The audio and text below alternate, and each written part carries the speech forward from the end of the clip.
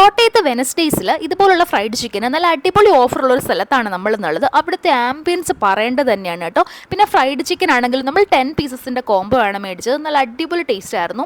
പിന്നെ അവിടെ നിന്ന് നമ്മൾ ട്രൈ ചെയ്തത് നമ്മുടെ ഷേക്കാണ്. ആദ്യമായിട്ടാണ് ഞാൻ ഡ്രാഗൺ ഫ്രൂട്ടിൻ്റെ ഷേക്ക് ട്രൈ ചെയ്യുന്നത്. അടിപൊളി ടേസ്റ്റ് ആയിരുന്നു.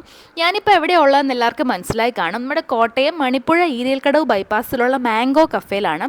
അവിടെ മെയിനായിട്ടും മധുഹൂത് കഴിക്കാനാണ് നമ്മൾ പോയത്. ഭയങ്കര ആഗ്രഹമായിരുന്നു. മന്തി കഴിഞ്ഞ് മധുഹൂത് വന്നപ്പോൾ തൊട്ട് കഴിക്കണം എന്നുള്ള ആഗ്രഹമായിരുന്നു. നമ്മൾ ഷവായ മധുഹൂത് കഴിക്കാനാണ് പോയത്, പക്ഷേ അവിടെ ഇല്ലായിരുന്നു.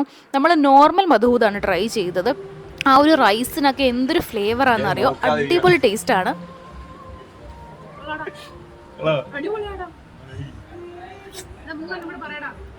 പിന്നെ അവിടുത്തെ ആംബിയൻസ് പറയേണ്ടത് തന്നെയാണ് കേട്ടോ. ഫുൾ പച്ചപ്പും ഹരിതാപയും എന്നൊക്കെ പറയുന്ന ഒരു പാടത്തിൻ്റെ സൈഡിലാണ്. അവിടെ ഇരുന്ന് ഫുഡ് കഴിക്കുക എന്ന് പറഞ്ഞാൽ അടിപൊളി ഒരു എക്സ്പീരിയൻസ് ആണ്.